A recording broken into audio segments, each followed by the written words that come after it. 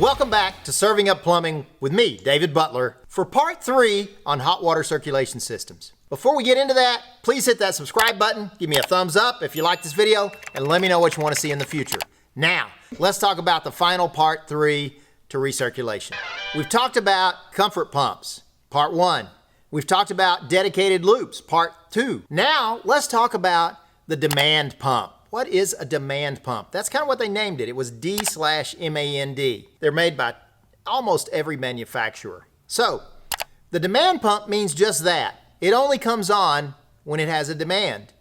And only thing about that is you have to turn it on, or it has to work off of some type of motion sensor type system. The demand pump is kind of an archaic system. We don't use it very much at all anymore. It first came out and was very popular when we first came out with tankless water heaters back in the mid to late 90s. The demand pump was a solution for it taking forever to get hot water from your tankless water heater.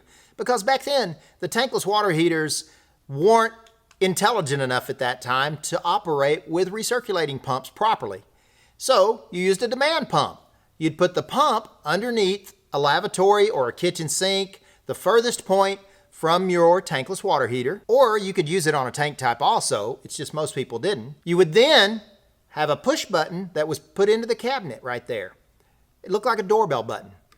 Now, there are some options, as I said, for using a motion sensor, but if you do that, every time you walk into the bathroom, your pump's going to kick on whether you use hot water or not. So that kind of wears down on the efficiency of it. Now, it is a very efficient pump when you use it because it's only used on demand. So it doesn't have the water heater kind of on standby heating water in the line. The beauty of this pump is it's an extremely high volume pump.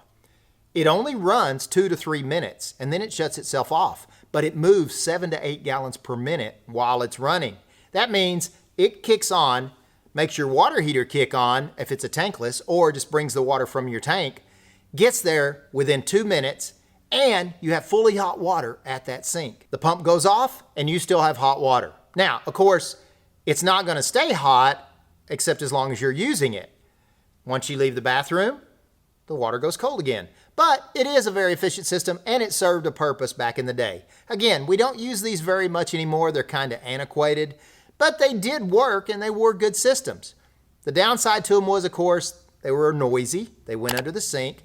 They had to have electricity put under the sink that you were working on, and they only worked when you turned them on. So if you go into the bathroom in the morning and you're half asleep and you forget to turn on your water at your pump, you're going to have to still wait 2 to 3 minutes to get hot water to the bathroom. It was a good system.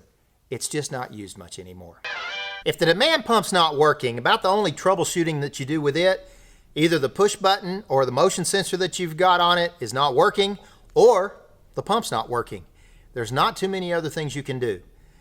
This works similar in the way a comfort pump works in that it hooks up to both the hot and the cold water line under the sink, but there's not much else that can go wrong with it. Again, the demand pump is not used very much anymore. It's the third part to our 3 types of circulating systems. We have the comfort pump, which is the retrofit system.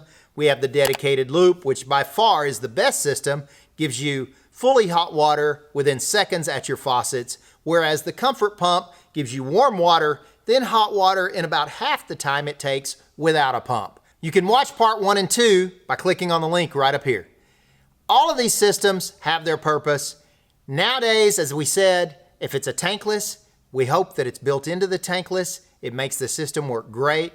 If it's not a tankless, you can do the retrofit with the comfort pump, or if you have a dedicated loop, good for you. That's going to be a great system. I hope this has been helpful. A lot of information on recirculating systems. Recirculating systems can be very frustrating, and we talked a little bit about troubleshooting them in some of these videos. I think every house should have a hot water recirculating system. It saves on water. Even though it takes a little more energy to keep your water hot, it still saves energy in the fact that you're not wasting all this water down the sink. It's definitely somewhat of a luxury item, but it's still great to have. I hope this has been very helpful in this 3-part series. Recirculating systems are something that are always a maintenance issue at a home. You're always having to call plumbers, and many plumbers don't know how to troubleshoot them. So I hope that you do after watching this video. Please leave me a comment. Let me know if you liked it, or if you have something to add to it. I'd love to hear it. I always like to learn from other plumbers and other people. Give it a thumbs up and tell your friends the Butler did it.